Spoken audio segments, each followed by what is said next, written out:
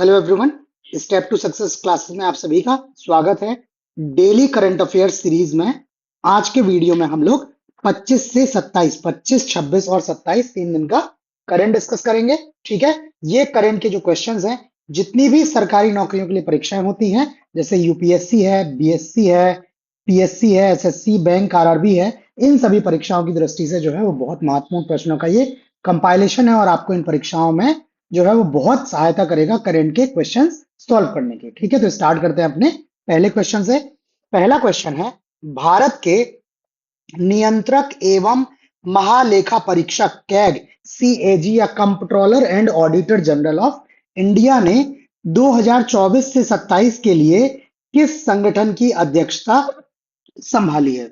Options हैं विश्व bank, एशियाई विकास बैंक, एशियाई सर्वोच्च लेखा परीक्षा संस्थानों का संगठन या संयुक्त राष्ट्र।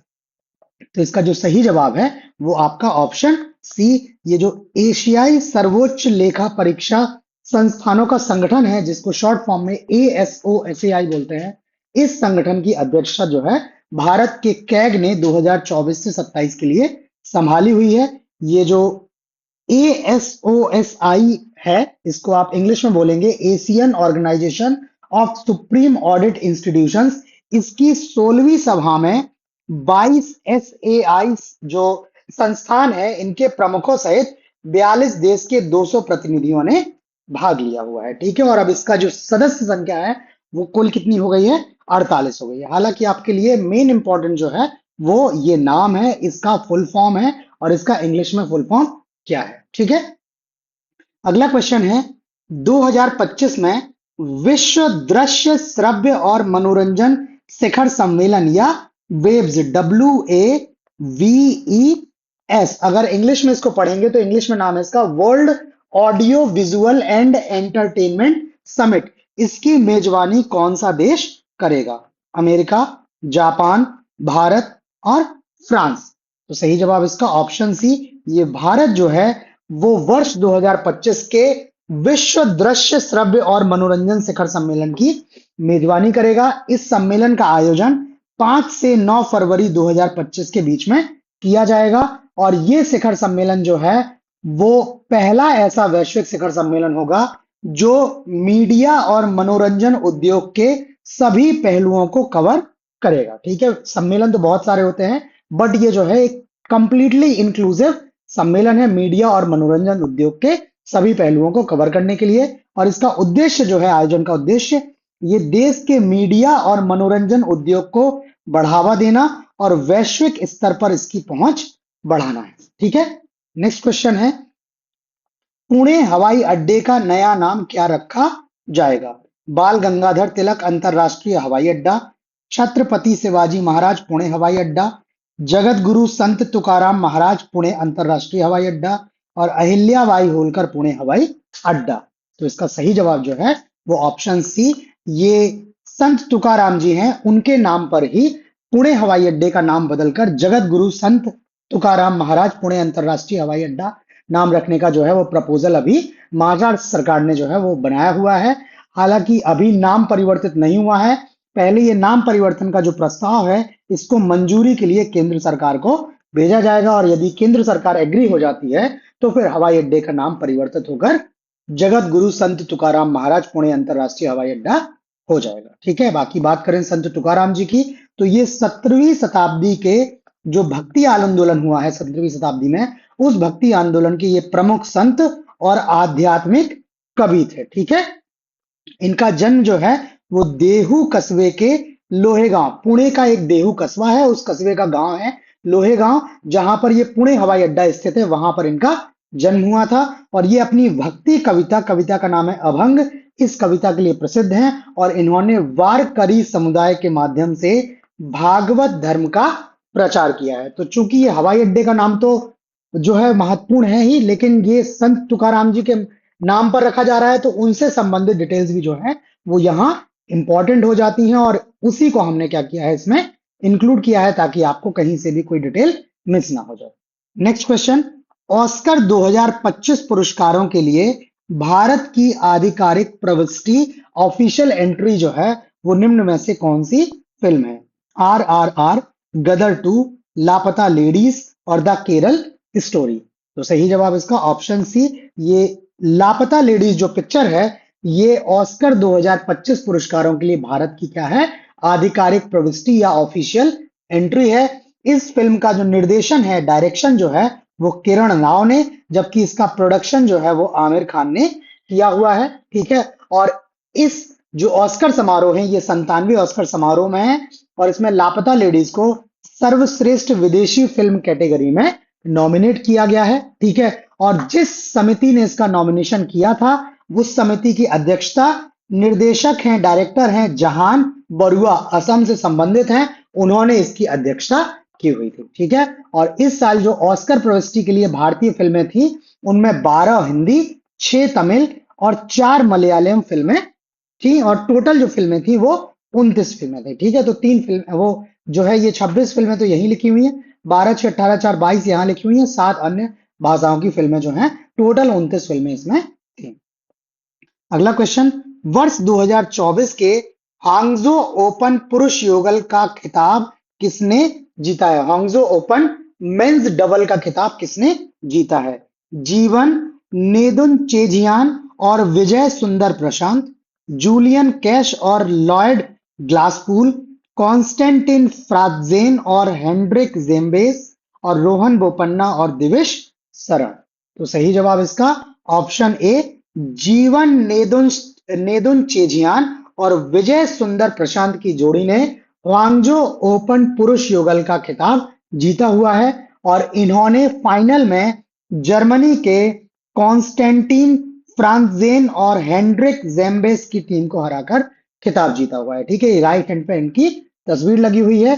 अब आपके लिए यहाँ पर एक काम है, काम ये है कि आपको पता लगाना है कि ये हांगजो ओपन जो है वो किस देश में और किस तिथि को आयोजित किया गया है। इससे संबंधित क्वेश्चन भी कई बार पूछा जाता है। ठीक है, अगला क्वेश्चन है, 2024 भारतीय अंतरराष्ट्रीय फिल्म महोत्सव IFFI का 55वां संस्करण कब और कहां आयोजित किया जाएगा?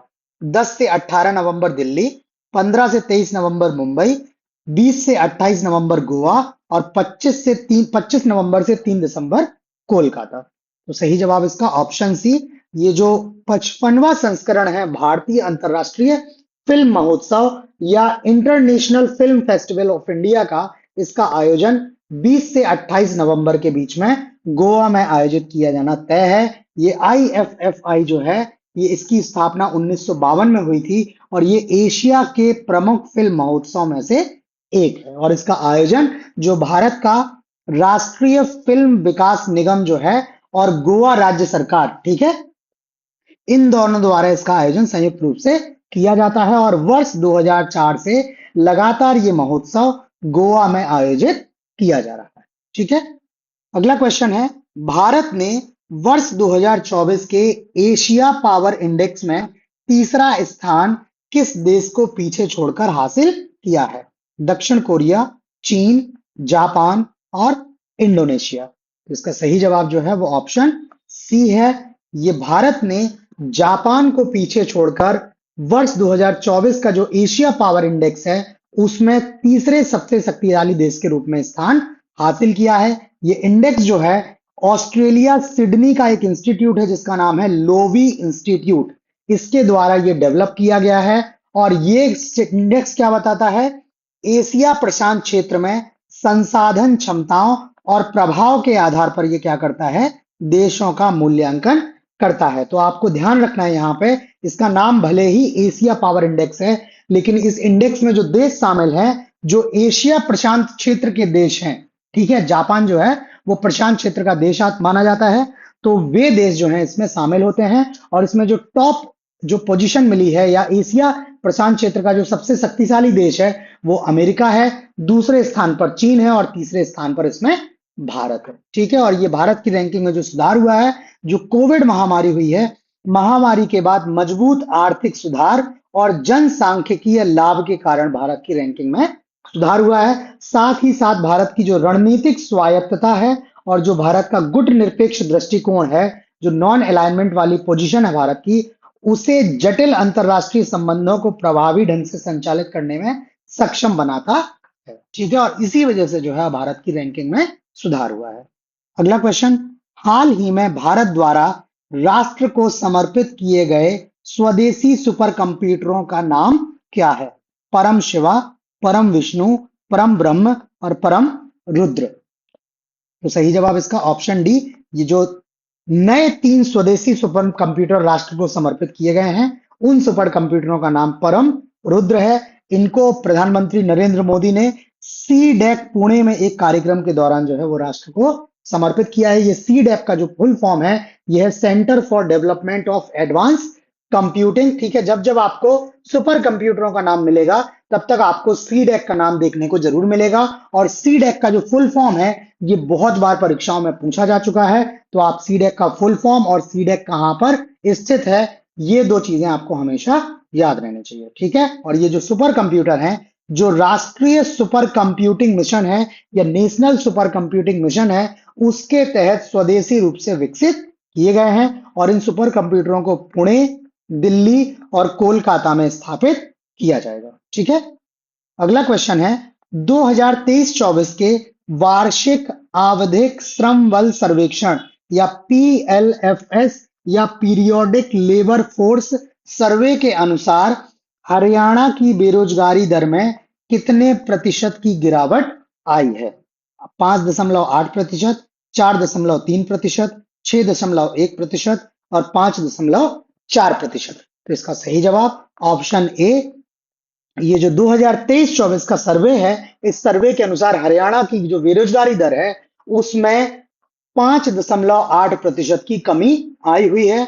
वर्ष 2022-23 में हरियाणा में बेरोजगारी दर 9.2% थी, जबकि ये वर्ष 2023-24 में घटकर 3.4% रह गई है। और ये इंपॉर्टेंट इसलिए है क्योंकि हरियाणा में जो बेरोजगारी दर में गिरावट आई है, ये देश के किसी भी राज्य में सबसे तेज है। हरियाणा के बाद जो दूसरा स्थान है वो तमिलनाडु, जबकि छत्तीसगढ़ तीसरे स्थान पर है। अगर बात करें औसत राष्ट्रीय बेरोजगारी दर की, तो वर्ष 2023 के दौरान ये 3.2% रही है। और राष्ट्रीय औसत कर्मचारी जनसंख्या अनुपात जो है वो 38.7% है। ठीक है, नेक्स्ट क्वेश्चन, 7वां ग्लोबल एयरोस्पेस शिखर सम्मेलन किस शहर में आयोजित किया गया है? रियाद, मस्कट, दुबई और अबू धाबी। तो सही जवाब इसका ऑप्शन डी। ये जो 7th ग्लोबल एयरोस्पेस शिखर सम्मेलन है, इसका आयोजन 25 से 26 सितंबर के बीच में अबू धाबी, और अबू धाबी में सेंट रेगिस सादियात आइलैंड रिजॉर्ट है, उस रिजॉर्ट में इसका आयोजन किया गया है। और इस आयोजन में एयरोस्पेस, अंतरिक्ष और रक्षा क्षेत्रों में स्थिरता, नवाचार और युवा जुड़ाव पर चर्चा की गई है। ठीक है, यहां पर सबसे इंपॉर्टेंट फैक्ट ये है कि जो अंतरिक्ष अर्थव्यवस्था है या स्पेस इकोनॉमी है, ये वर्ष 2035 तक $1.8 ट्रिलियन तक पहुंचने का अनुमान है। और ये अर्थव्यवस्था या इकोनॉमी पर ईयर 9% की दर से बढ़ने की इसकी उम्मीद है। ठीक है, अगला क्वेश्चन है, श्रीलंका के नए राष्ट्रपति कौन चुने गए हैं? ऑप्शन है सजीत प्रेमदासा, रानिल विक्रमसिंघे, महिंदा राजपक्षे, अनुराग कुमारा दिशा नायके। सही जवाब ऑप्शन डी। ये मार्क्सवादी नेता हैं अनुराग कुमारा दिशा नायके। ये श्रीलंका के राष्ट्रपति का चुनाव जीत गए हैं। इन्होंने चुनाव में कुल 42.31% वोट हासिल किए हैं और ये श्रीलंका के नए राष्ट्रपति हो गए हैं। जबकि सजीत प्रेमदासा जो हैं वो दूसरे स्थान पर, जबकि जो वर्तमान राष्ट्रपति हैं रानिल विक्रमसिंघे, मतलब जो वर्तमान राष्ट्रपति थे, ये क्या रहे हैं? तीसरे स्थान पर रहे हैं। नीचे जो है वो अनुराग कुमारा दिशा नायके जी का चित्र लगा हुआ है, इनको शपथ लेते हुए दिखाया गया है। नेक्स्ट क्वेश्चन, अंतरराष्ट्रीय सांकेतिक भाषा दिवस कब मनाया जाता है? इंटरनेशनल साइन लैंग्वेज डे कब मनाया जाता है? 21 सितंबर, 22 सितंबर, 23 सितंबर और 24 सितंबर। तो सही जवाब इसका ऑप्शन सी। ये प्रतिवर्ष 23 सितंबर को अंतरराष्ट्रीय सांकेतिक भाषा दिवस के रूप में मनाया जाता है। पहली बार ये आयोजन वर्ष 2018 में हुआ था।